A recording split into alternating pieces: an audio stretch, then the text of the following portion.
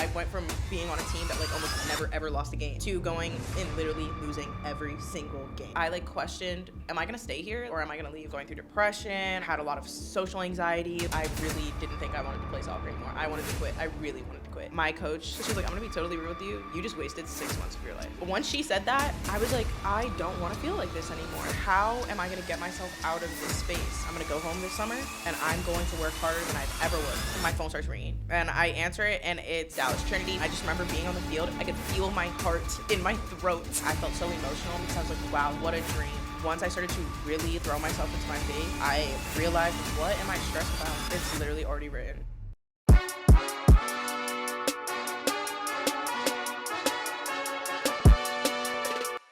Welcome to the Winners Club podcast. I'm your host, Bryce Wilson, and today I'm here with professional soccer player for Dallas Trinity FC, Maya Gordon.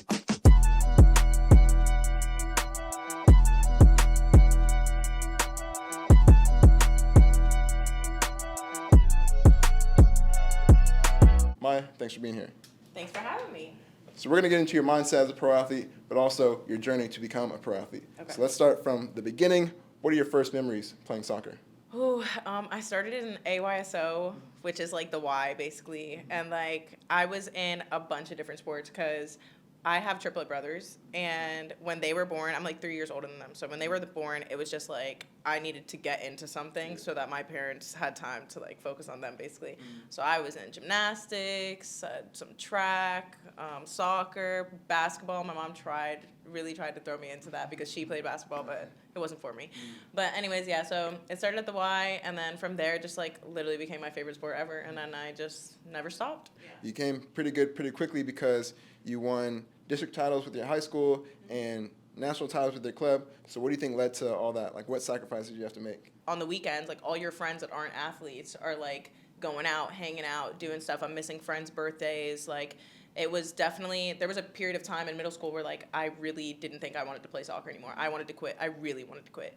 And my mom was not letting that happen because she knew that like this is how I was going to get college paid for and get my education. And we fought about it, but I obviously didn't quit. And it was sacrifices, but it was like definitely all worth it. For sure. Yeah, moms are always right. Yes, they are always right. What made you Cut regain? No. We'll keep that in there. But what made you regain your passion for soccer? Do you know what it was? You know, I was like on the same club team. I was at Weston FC for a long time, or in the beginning of my career when I was young, and then I went to Pembroke Pines, and that club, like that group of girls, we stayed together like through like the different club teams that I was on. I was always with the same group of girls and the same coach.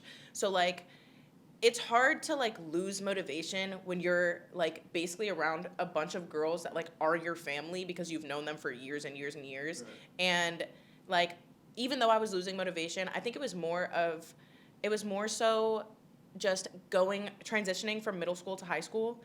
Also, like, just, like, stuff that was going on with my family. I just, like, was in, like, that weird space that I feel like teenagers go through when they're, like, going from middle school to high school, especially as a girl, and, like, I just didn't want to play anymore. Mm-hmm. And then once I got to high school, and, like, I was just bawling, like, I just loved it there. Yeah. Once you're winning, it's a little easier. Yeah. And, like, also, when I was transitioning from middle school to high school, that was, like, when colleges start coming watching our games and stuff like that, and once that started to happen, I think that like kind of sparked something underneath me that like, oh wow, like look at these college coaches are like, you know, really like this is like a real deal. Like my mom was always saying it, but it wasn't until like I saw it with my own eyes that I like really, I think, started to like get back into it.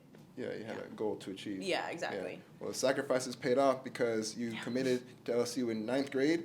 And so, what was that recruiting process like, and how did you choose LSU? All these schools, like, were coming to our games, and it was, like, yeah, like, our families were on the sidelines, but it was, like, all of these coaches on the sidelines, too, wearing their school gear and everything, and it was, like, one day it was just our families on the sidelines, and one day it was all these college coaches on the sidelines. So it was literally, like, it felt like it was, like, out of nowhere. Once that started to happen, I started to, like, you know, they talk to your coaches because they're not technically supposed to like, you know, communicate with you. And then through our coaches, they talk to us.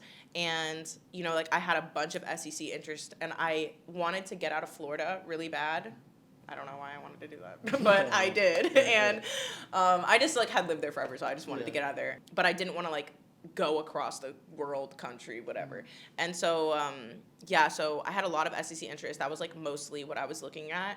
And you can't do like official visits where they pay for it until like junior year, at the end of junior year or something like that. So all the schools that I'm going to, like, it's out of my family's pocket and stuff. So I'm like, looking at schools that are, still out of the state, but like still like close enough. So I went to I visited basically everywhere that I wanted to visit, and LSU they just got me. Yeah. What schools were they? At the end, it was probably in between like Auburn and LSU was probably the two that I was like juggling between, and like Vanderbilt as well. But my mom was really into Vanderbilt. Ooh, yeah. So you disappointed her. So you won. Yeah. You won that argument. I did win that argument. Yeah. But yeah, it was like really in between like those three schools. Mm-hmm. Yeah, and LSU was just like such an experience. Like going there, like it is really in the middle of kind of nowhere, and everything is LSU, like in Baton Rouge. So it was just really cool to like be somewhere that I felt like, oh my God, like this whole city is for us, like for like the athletes, and like it was just really cool, and like the football game was so cool, and like it was just such a different atmosphere, and just like the athletic community is so like close knit at LSU. We like all the athletes live in the same place. We all eat in the same place. We use kind of all the same facilities, and I really liked that. Like I really thought it was cool how like the athlete network was. So that was kind of why I picked them. And when you finally got to LSU, the team and the program wasn't that great. So what were your first impressions when you actually got to LSU? Well, it was difficult because like maybe like a month before I signed. So like when I committed like 9th grade. So like now I've been committed to the school for like 4 years now. And like a month before I signed, the coach at LSU like called me and my other teammate on my club team. We've known each other. We've been playing on the same team since we were 7, and we both picked LSU. And he called us and was basically like, listen, like, I'm not going to be at LSU when you guys are there. Like, I'm leaving. And they always say, like, don't pick the school based on the coach, but, like, we did. because he was also our coach in ODP. So, like, we already knew him. We knew his coaching style. That was also something that drew me to LSU. But yeah, so I was just like, well, I've already been committed to the school. I'm not going to where he was going. Like, I didn't want to go to that school. I didn't even want to look at it. Like, I was already sold on LSU. So I was like, you know what? Let me give it a try. Everything's going to be fine. Whatever. And at the end of the day, I'm going for my education. Soccer as well, but my education. And it was rough. It was rough. Like, I have never, like, I went from being on a team that, like, almost never, ever lost a game. It was crazy for us to lose a game. To going and literally losing every single game.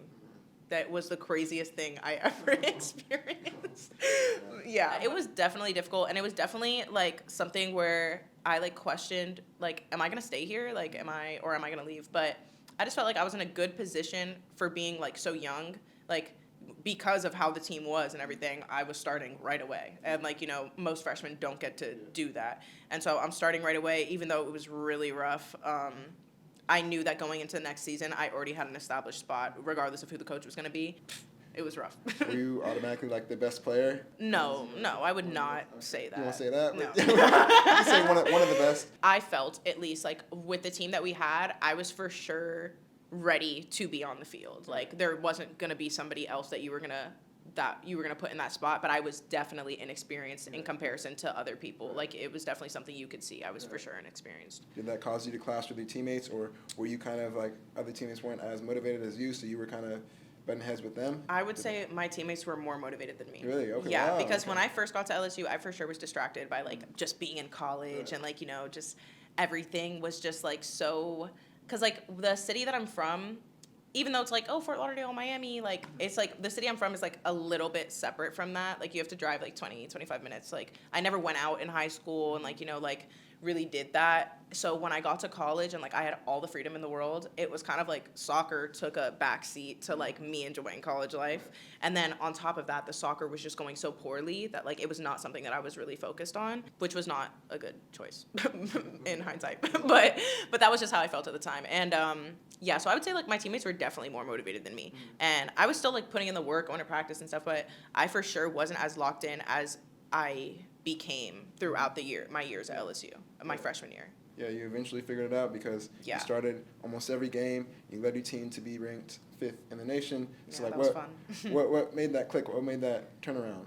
Well, we got a new coach Okay, and a whole new that coaching helps. staff, which Yeah. was nice. Shout out Sean. And I remember going through like a really difficult time my sophomore year at LSU, and I was just like, going through depression. I was like, had a lot of social anxiety. Like, I just like didn't know. I like was just in this slump. And then I remember I came back from winter break after, because like, COVID happened and everything. So, and I come back from like winter break after the first half of COVID season, because they basically like split our seasons into like two.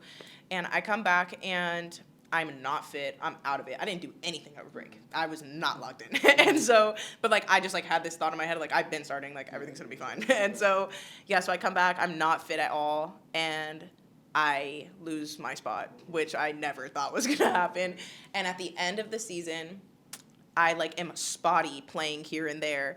And at the end of the season, in my end of the year meeting, my coach looked at me and was like, I'm gonna be totally real with you. Like, I'll never forget this conversation I had with her. But she was like, I'm gonna be totally real with you. You just wasted 6 months of your life. That's 6 months you're literally never gonna get back. You wasted it. And I was like, yeah. And I literally like thought about it and I was like, yeah, I did. And yeah, so once she said that, I was like, let me think about the things that, like, why am I depressed? Like, why am I dealing with this, like, stuff mentally? And so I wrote down a list. I literally remember I wrote down a list of, like, these are all the things that I'm upset about and, like, that are making my life, me feel like this in my life. And I was like, okay, now I'm going to split the list into two, things that I can control and things that I have absolutely no control of. And I'm going to just focus on the things I can control. And one of those things was soccer. And so I was like, you know what? I'm going to go home this summer and I'm going to work harder than I've ever worked. I'm going to come back. I'm going to be one of the fittest girls on my team. I'm going to break a certain number in my fitness test. I like gave myself a goal. I'm going to train every single day with my summer team. I'm going to really take this seriously and, see how that works out for me. And like, if like me really locking in at soccer and being better at soccer, if that helps basically. And it absolutely did. I came back, my coach was like, wow, this is what I've been waiting for. Yeah. And I came back, secured my spot again. I was super fit. I was just a totally different player from the season before. So yeah. Was it a matter of like writing stuff down? Like, how did you make that switch? Like, if you were to give like some exercises or like something you did. I literally remember just being like, after I had that conversation with her, just thinking to myself, like, what, like, I don't want to feel like this anymore. Like, how am I going to get myself out of this space? And like, I really do think like the writing down the list was really helpful, because I feel like sometimes like all the things that, cause like, life is not perfect, and like all the things that are going on, it's like sometimes they get like jumbled up into this whole mess, and it's like, oh my gosh, like everything, it just like feels like everything is like the world is falling apart. And I feel like when you write it down and you just like map it out for yourself, you're able to see that like, okay, like there's a bunch of stuff here that I can control, that I could like do something about it if I really put the work into it. And that really helped me, like it helped me visualize like, what am I going to do? Let's make a plan. And as I see progress, that's going to help me be more motivated, which is exactly what happened. And yeah, it just like really turned my whole like experience around at LSU. Like it really did. Well, it worked out because after college, you signed pro with Dallas Trinity FC. But before that, what was that process like to sign pro? Honestly, last year was one of the hardest years I've ever had, like ever. And especially with my injury and like just other stuff that was happening. But yeah, like right when I graduated, obviously I was waiting for the draft for the NWSL. It was the last year of the draft. And and I remember like being like just watching the draft on my phone, like outside, because I didn't want to be around my family. Because like, I was being real with myself. Like, there was not a huge chance of me getting drafted, like with how like our last season had went, even though I felt like I played good. But how our last season went, I didn't get any awards, and I just felt like, I just was trying to keep it real with myself, but I still like had some hope. And I remember watching it on my phone, the last pick got called. It was a center back. It wasn't me. And literally 2 seconds after the draft ended, my phone starts ringing, and I answer it, and it's the new expansion team, Bay FC, and they're like, hey, we really wanted to pick you, but it was between you and someone else, and we picked someone else. And they were like, but we really want you to come in for preseason. We really want to see you, da-da-da, whatever. So I'm like, okay, awesome. Great. So I'm going to California. And so, then I went to California. I was in preseason with them for a little bit.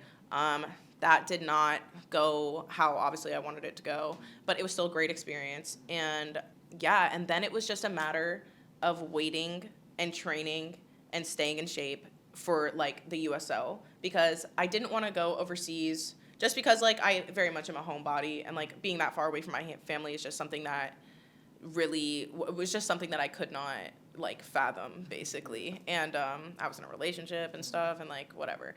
And so so like I basically just waited and trained, and I was going, and for a long time I was looking at Fort Lauderdale for the longest, like, oh, this is obviously where I'm gonna sign in my backyard. But then, Dallas came around, and I really wanted like something new. Even though LSU was a tough experience, I still felt like leaving there that like it was definitely something I had to do. Like I had to experience that. I had to live there. I had to do all of that. It really felt like it was just a part of the plan, and I felt like I need to continue to put myself out of my comfort zone to succeed. So so that was why I picked Dallas, honestly. How did it feel when you first signed that contract? Well, your first relief. Contract? Relief. Relief. Like, it was just, like, months. Like, it was literally, like, I'm trying to think, like, 6 months, maybe 5-6 months of, like, me literally not knowing what was happening, like, what is going to happen. Yeah, I'm just training and training and training. Like, I know that I'm going to be on the team. I just don't know where. I don't know who. I didn't know if I was going to be forced overseas. Like, and it was just, like, so, it was honestly, it felt really defeating, because, like, it was just, like, I had these dreams. I know I'm good enough. And it's just, like, it's not the results of, like, where I'm at right now, just, like, sitting at home training. Like, that is not, it just didn't show me, like, how good I was, basically. It was not, like, a good depiction of how good I was. And so it just, like, it felt like I was doing a whole lot of nothing. Even though I was training every day and working out every day and doing what I could, it felt like I was doing a whole lot of nothing, watching people live my dream. So, it was definitely really hard, like, hard on my ego. But like, it ended up working out. Shortly after signing, you were loaned to Washington Spirit and made your NWSL debut. Mm-hmm. So how was that experience? Oh my God, that was like my favorite soccer experience to this day. Mm-hmm. It was so awesome. Mm-hmm. I was so nervous, like, going, because obviously, like, it's NWSL, and I was going by myself. Mm-hmm. There was other girls on my team that were gonna go on loan, but I was the only one who ended up, like, agreeing to go, and I went by myself. I am not, at least at the time, I was really not a social person. Like, I'm just, like, more of an introvert. And now I feel like I've definitely, like, pushed myself out of that. But at the time, I was still very much, like, introverted, super nervous. But I just, like, dove into it. And I was just like, there's no way this could be detrimental to me, Like, even if I play bad, like, whatever. Like, at least I got to play, like, and got to experience that. And it was so nerve-wracking, and the girls were so nice. They were so cool. And and, like, I had a good practice. I had a good couple practices before we played, and then and I hadn't played in a game in, like, a year. You didn't tell them that, This was my first game in literally, like, 8 months, maybe. Like, and and I just remember being on the field, and my heart, I could feel my heart in my throat. And once the whistle blew, like, it always takes me, like, maybe, like, 20 minutes to, like, get into the rhythm of the game, especially, like, a game like that, because I had never played in that environment before. And, and once I was in it, I was in it. And I felt really happy with my performance at the end of the game. And the other girls on the team made me feel good about it, and it was literally so fun. Like, it was, like, one of those things where after the game, like, I felt so emotional, because I was like, wow, like, what a dream this is and was. Like, it's just, like, and now, like, one day, it gave me so much motivation, because, like, one day I know I'm gonna be in this, like, in an environment like this, whether it's the USL, the NWSL, wherever it is. Like, I know that I'm gonna be, like, I'm about to live this dream, basically. And it was super motivating. When you came back to Dallas Trinity FC in your debut match for them against FC Barcelona, shortly after, you had the ACL injury. But talk about your feelings before going into it. And then I was even more nervous for the Barcelona game. Actually, no, there's no way I was more nervous in the Barcelona game than the Spirit game. But yeah, I was still really nervous because I was like, oh my gosh, I hope we're not going out here and like just to look like fools. Like basically like and it was like our debut, like everybody was gonna be there. Oh my God, I was so nervous. But yeah, like obviously like it didn't go like super great for me or like for my team, but it was still really fun. Like it was so really fun. And it also like, I personally was happy with my 25 minutes before I got hurt. I was happy with how I played. So it was just really cool to like play against those girls. Like these are the best soccer players in the world, basically. Like, and you know, I felt like I held my own against them, and it was still really fun, even though it was really fun till I got hurt. Yeah, it was a difficult day. There was a lot of stuff going on other than my ACL at that time. Like there was like personal stuff I was dealing with, and then my ACL just was like cherry on top, like not even a cherry, I don't even know what to call that. Yeah, boulder on top, basically. I couldn't believe that it's just like, you know, the ACL monster gets a lot of people, and I just really didn't think it was gonna get me. This is my first like real injury like ever. When I was 13, I broke my collarbone. I have a little metal plate in there, but like I was 13, and that was like a 3-month recovery, and yeah, like I never thought it was gonna happen to me, and then it did. So whatever. On your debut and everything. Yeah. How has the recovery process been so far? Like, what's been helping you get through it? It's honestly been great. It was really, like, the recovery process itself was great. Like, 2024 in general was extremely hard, especially the end of it. And yeah, like, especially, like, after surgery and everything, there was just, like, so much personal stuff that I was going through. And then my ACL, obviously, like, the personal stuff just made my ACL stuff even harder.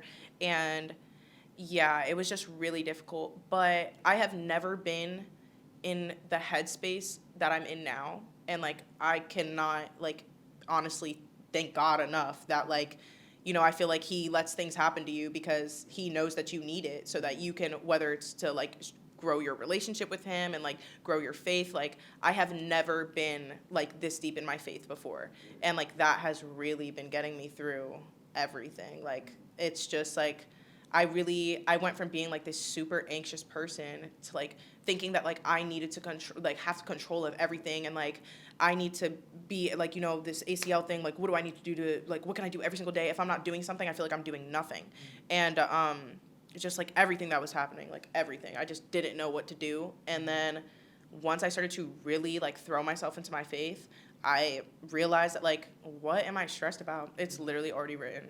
It's literally God's plan. Like, so what do I literally thought to myself one day, like, all of this is already in God's hands, so I just need to let him have it and stop like trying to like grab hold of everything and control everything, because if I just give it all to God, like there's nothing for me to stress about. And yeah, and I really like came to that realization through 2024, and just like my injury and the personal stuff I was dealing with. Like I really feel like I'm such a better person now than I was. And I know that I'm just going to be even better, especially when I come out on the other side of this. Like, I've never been this motivated before. So, like, I'm just so excited to get back on the field. That's a great mindset to have. And aside from the injury, how has your experience been at Dallas Trinity FC? Great. I feel like I've met lifelong friends. And you know, it's not Florida, but like, you know, Dallas is pretty cool. You're going to say Florida's better than Texas? I'm not going to say anything on this podcast. You can't say that. Like In that. Texas, you can't say that. Well, like, you know, I'm just like, I'm always going to stand by myself. Okay. But I'll let you have that. no, like, I feel like I've made lifelong friends here, and I'm so excited to be a part of like the first year, and like this is like the first anything for Dallas Trinity, for the USL. Like, even though like I don't get to participate and like, you know, be a part of everything like on the field, I still feel like it's still super cool that like I get to be a part of this, you know? So, and like I can't wait till I can contribute. Right. So yeah, so that was a bit about your story. Now we can get into your mindset. Okay. So first off, do you have any practices that you do to take care of your mental health? Like, how do you deal with the highs and lows of your sport? I feel like my faith is just like my biggest thing right now. I feel like that is my biggest help.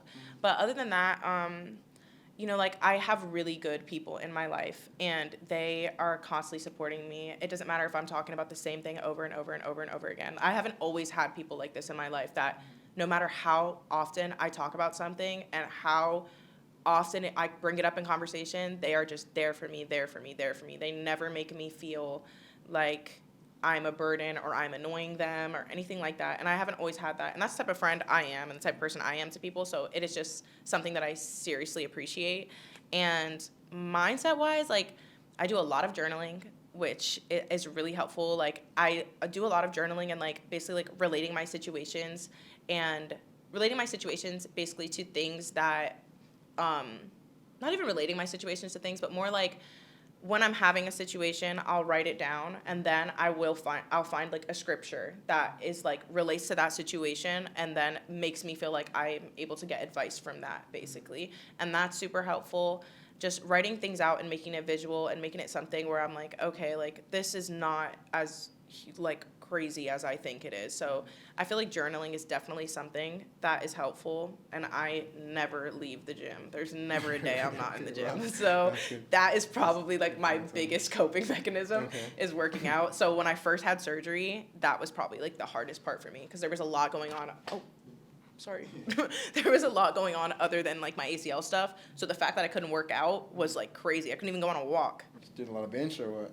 No, I hate upper body. Like, I do upper body. Yeah. Like, I'm not one of those people. Yeah. But, like, I don't, like, that is not making me feel good. Right. So you went from the last year, basically maybe your lowest moment with the injury, then to now you feel like you have the best mindset of your life. So yeah. How'd you make that transition? Like, any other secrets you have? I don't necessarily have a secret. I just feel like I'm always somebody that, like, is constantly questioning myself. And I feel like I have stopped doing that as much. Like, I do a lot of pros and cons lists in my journal. Yeah, I have like this whole thing in my journal where it's basically like every time I start feeling like really anxious about something, or I feel like starting to get overwhelmed about something, I have like this whole like a 7-step thing where I go through. I listen to Is It a Crime by Sade, and that's a long song, so it gives me some time to like calm down, and I think to myself, like, how is this going to affect me in the future?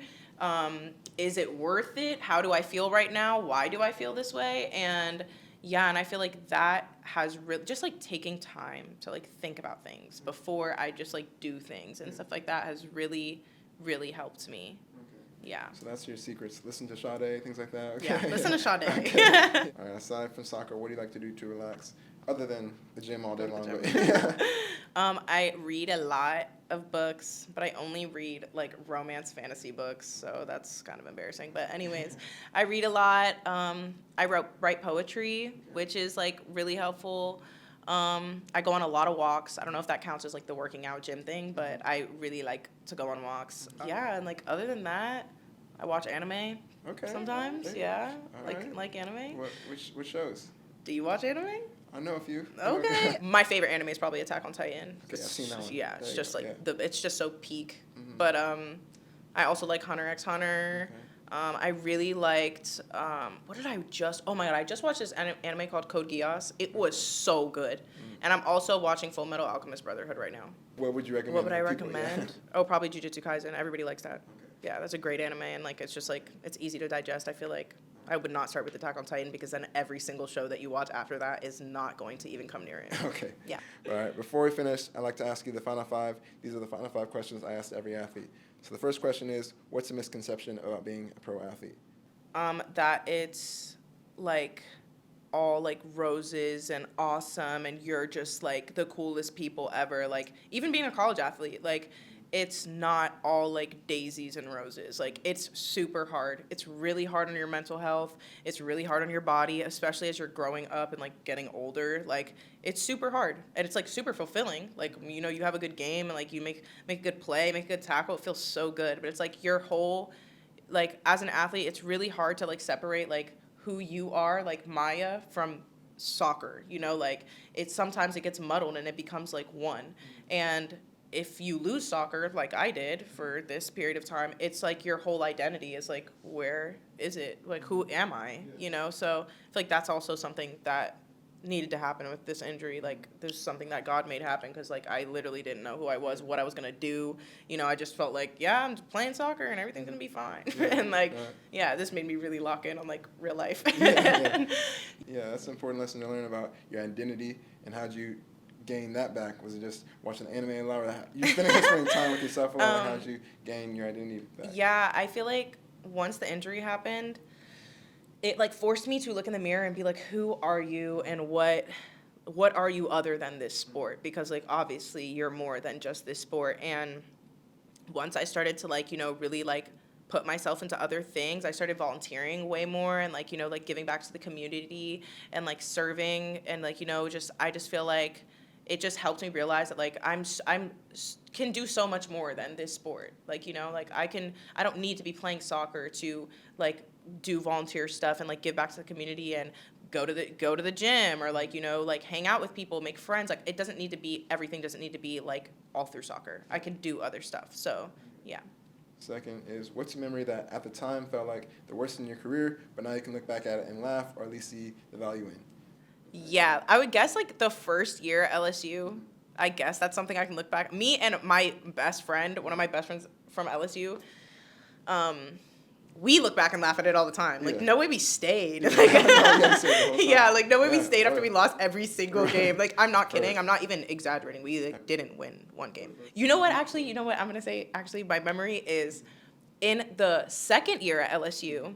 When our new coach came, we still lost every single game. But we were like way better than we were. And like we were like all the games were super close. Like, like we thought we were gonna win every game. Like we were just unlucky. Is it not worse than believing you No, could win? it wasn't worse because my freshman year, I remember going into games like, oh my God, I don't want to do this. Like I don't want to, and we're gonna go out there to what? Just to get them to kick the ball around us and make us look silly. Like I don't want to do this. And then I remember sophomore year being excited because I was like, this is the game we're gonna win. This is the game we're gonna win. It never happened, but you kept believing that. But looking back on that, I laugh because I remember that year because of COVID. I think it was because of COVID. Everybody made it into the SEC tournament, even if you lost every single game, which is what happened to us. And I remember we played Bama, our first game, and we won. We won, and after my friend that I played soccer with since I was 7, who also came to LSU with me, she was the one who scored like both of our goals. And after she scored the second one, it was like clinched, like we're gonna win this game. It's at like the end of the game too. I literally start crying, and like you can see it on the screen. I start crying like and go up to her and hug her. And at the time, I thought like, oh my God, how embarrassing of me like to start crying over us like winning a little. Oh, it's your first win. So but nobody else understood that like I haven't won a game in 2 years.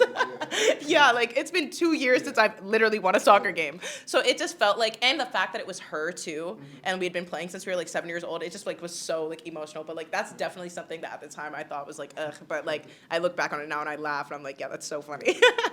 That brings me to my next question, which is the best memory of your career. So was that it, or was there another one? No. I would have 2 because I would say like my junior year at LSU when we like got ranked 5 and we were just like on top of the world. That was definitely like my favorite team I've probably ever been on in my life. It was such a solid group of girls. Like it was so amazing. They were so amazing. I made lifelong friends on that team. Yeah, we were on top of the world, and even when we were down, we were still up. Like it was just such a great year for LSU soccer and just for me and for my teammates and stuff. And that was just like such a great year. We had so many different personalities on that team because we had like a bunch of like 5th-year transfers and stuff like that because of COVID. And so it was like a really great year and a really good experience. And then secondly, I would say my experience at Spirit was like such a highlight. It makes me so happy. I literally have my jersey that I wore at the game. I have it literally pinned up in my room. That's cool. Yeah, so like that was awesome. What happens if you end up playing them one day against them? Would you be against them? I hope I'm playing against them. You're gonna take down the jersey or no? Well, I hope I have a different jersey to put up there soon once I'm like playing and stuff. You'll place it. You'll place it. Okay. What's some advice you could give to younger athletes that want to be in your position? You can't just be a pro athlete just because you want to be a pro athlete. You have to literally work so hard. Mm-hmm. Like you have to be willing to sacrifice a lot. You have to be willing to put your body through it to get where you want to go. Like, like this isn't just something that you just wake up one day and decide you're going to be a professional athlete. Like you really have to work hard, and it's super fulfilling on the back end of it, but you just have to be willing to work and, put in the hours and hours that it is to, get to this level. Yeah. And last question, how do you define the word winner? So not anyone else's definition on the word winner, but after a game, after you actually won the game or lost the game, how do you tell yourself that you were a winner in that game? I feel like as long as I feel like I'm leaving the field and I definitely gained something from that from the game, from whether we won or lost, if I feel like, okay, I literally left, there was nothing else I could have done on that field. And I feel like I've learned so much. I can't wait to go back and watch film. I can remember specific moments in my head of like, okay, what could I have done there? Like maybe I just didn't see something. And like, if I feel like I definitely am going to gain from that experience, then I feel like I won that day.